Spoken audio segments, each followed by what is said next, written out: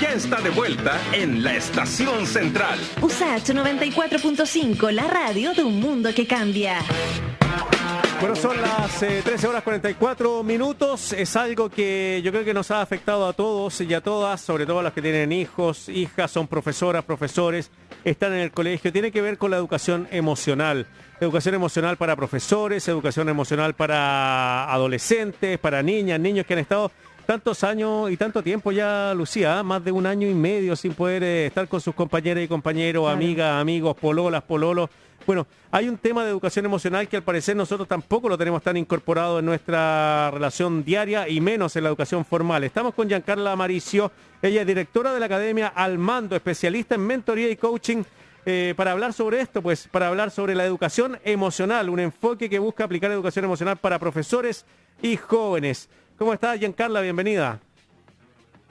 Muchas gracias, Marcelo. Muchas gracias por la invitación. Hola, Lucía. Hola, Giancarla. Oye, Giancarla, bueno, hablemos de esto, de qué podemos entender por la educación emocional primero. El todo para mí. ¿Ya? La educación emocional, el todo para la comprensión de lo que es el ser humano.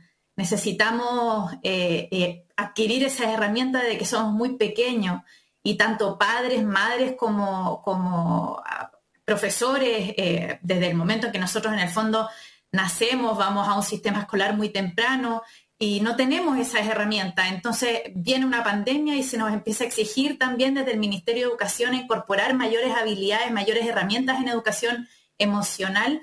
Entonces yo lo veo un todo, una necesidad desde que nacemos. Sin embargo, hoy día carecemos de esas características, la inteligencia emocional, reconocernos en habilidades, reconocernos en nuestros puntos débiles, en todo lo que nos lleve en el fondo hacia la potencialidad de nuestros talentos, dirigir nuestro diálogo interno, por ejemplo, que es algo fundamental, reconocerme a mí desde la gestión, reconocerme, quererme, amarme, respetarme. Mira qué interesante, el respeto que sea más en mí mismo para desde ahí yo poder respetar a un otro.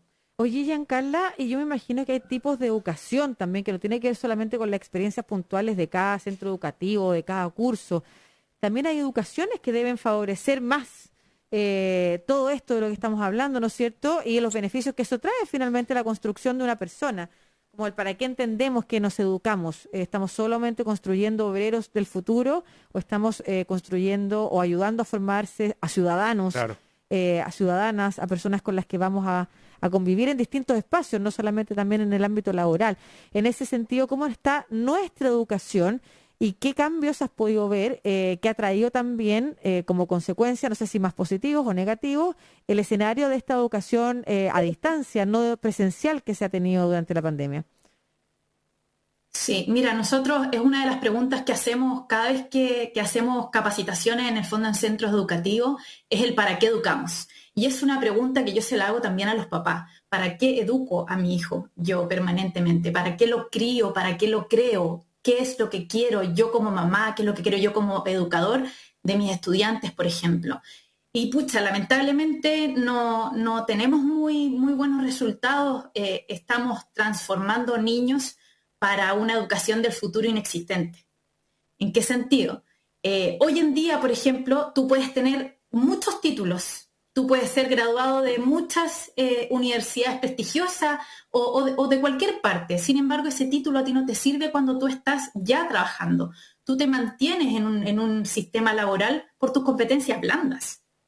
Y esas competencias blandas son las que no se trabajan en los sistemas educativos, las que intentamos en el fondo traspasarle a los profesores para que ellos tengan también las herramientas, porque es bien complejo y es bien injusto decirle a profesores, asistentes de la educación, directivos, necesitamos que a partir de ahora en adelante, dado esta pandemia, por ejemplo, se le entregue educación emocional a los niños. Ok, feliz lo hago, pero ¿cómo? Y yo no sé cómo hacerlo. Entonces ahí viene todos los equipos de PIE, por ejemplo, que son los equipos del equipo multidisciplinario, donde hay por ejemplo, pública, lo general es que lo que ellos hacían antes era en el fondo atender las necesidades educativas de cada uno de los niños, pero no estaban posicionados para armar un proyecto educativo en educación emocional, que es lo que se le pide en el fondo a ellos de un segundo para otro para que también ellos implementen en sus educadores. Entonces yo una de las cosas que agradezco a esta pandemia es que se nos haya abierto la mirada, se nos haya abierto la vista, el observar el cómo está nuestra educación hoy en día, que realmente ya está completamente obsoleta.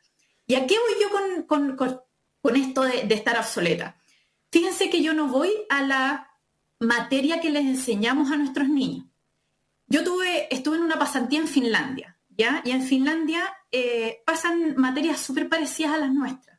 La diferencia está en la forma en cómo se implementa esto. Y ahí es cuando yo le digo a los profesores, chiquillos, los niños, niñas y jóvenes no rechazan lo que nosotros le queremos enseñar. Lo que sí rechazan es la forma en cómo nosotros le estamos entregando en el fondo la información para que ellos la aprendan. Tenemos pruebas estandarizadas, que esas pruebas lo único que miden es aprendizaje memorístico.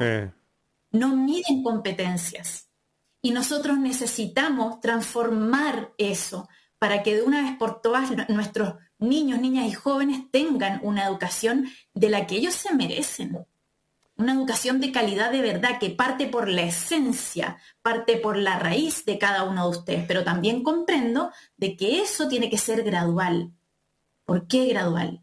Porque también tenemos educadores, directivos, asistentes de la educación que no tienen las competencias para enseñarlo. Estamos conversando con Giancarla Maricio, ella es directora de la Academia Al Mando y especialista en mentoría y coaching. Sabes que, yo hacía clase en una universidad y lo que nos pedían los directivos era que estuviéramos atentos a cómo estaban viviendo nuestros estudiantes, ¿ya? Estoy hablando de chicos de 20 y chicas de 20, 21 años. O sea, ya en una universidad te piden que tú estés atento más o menos a las relaciones blandas que uno puede entablar con su estudiante, pero ni siquiera en la sala, sino que a través telemáticamente.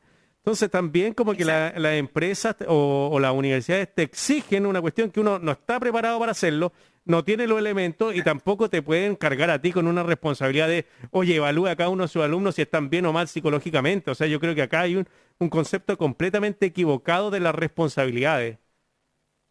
Exactamente. Bueno, justamente por eso es que nosotros en el fondo lo que hacemos, ¿por qué apelamos a la programación neurolingüística y al coaching? Porque creo profundamente y de manera muy fiel de que transformar el paradigma de la educación va en la transformación de cada uno de nosotros como personas. Entonces, si nosotros tomáramos, por ejemplo, lo que hizo Finlandia, vamos a mirar y vamos a generar en el fondo como la mayor cantidad de recursos para traer a mi país, que yo creo que nos merecemos una educación así. Basta, por ejemplo, ahora que está en boga en el fondo lo que es la Constitución, basta con que nosotros pongamos la educación por sobre la política. ¿Qué significa esto? Que no importa el gobierno que esté de turno, ni el color político, nosotros tenemos que tener una programación de un proyecto educativo que sea ministerial, idealmente permanente, que fue una de las cosas que hizo Finlandia.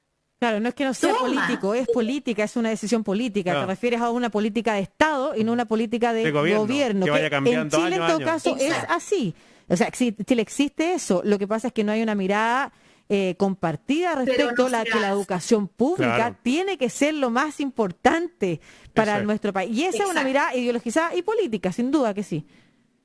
Eso es lo que yo estoy diciendo, que eso en el fondo no debiese existir. Nosotros debiésemos tener la capacidad como adultos, y si queremos también, estamos gobernando y queremos formar un país en el fondo para nosotros que nos permita en el fondo estar tranquilos, que tener recursos, no sé, etcétera, todo lo que buscamos en el fondo dentro del plan de gobierno de cada gobierno, generar los recursos necesarios para que un plan, porque está claro que en 4 años un presidente no va a lograr lo que se necesita lograr en el fondo en el tiempo a largo plazo. Entonces necesitamos ver a los niños como una matriz y como un núcleo.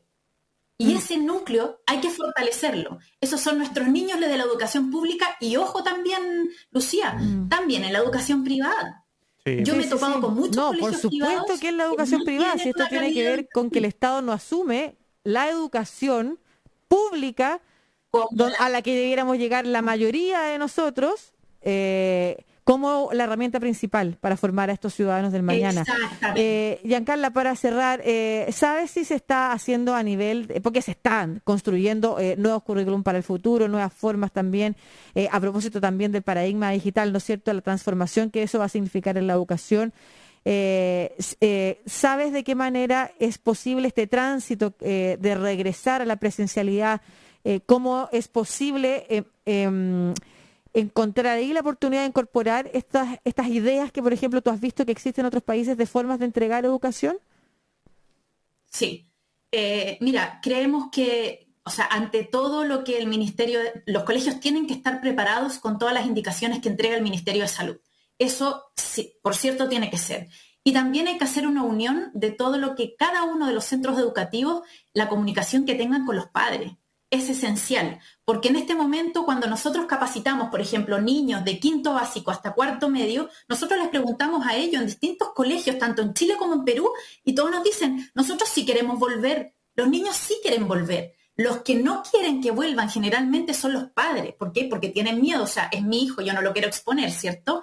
Pero tenemos que comprender también la necesidad la necesidad que tienen los niños de que el aprendizaje es mucho más efectivo cuando estamos entre lazos. Cuando estamos unos con otros, Claro. cuando los niños están entre ellos, cuando se ven, el aprendizaje es 1000 veces más significativo de esa manera. ¿Por qué? Porque somos sociables, somos seres sociables y nuestra mente social necesita aprender también desde ahí. Entonces, creo profundamente en que todos los colegios tienen que tener las medidas cautelares que el Ministerio de Educación en el fondo te pide, de prevención, preventivas para entregar una respuesta a la salud que es primordial.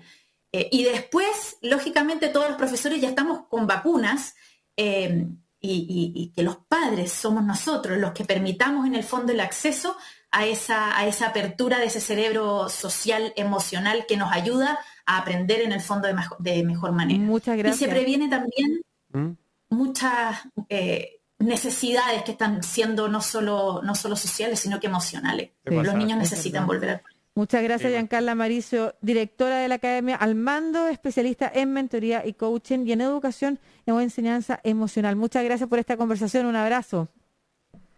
Ya, gracias a ustedes. Chao. Chao.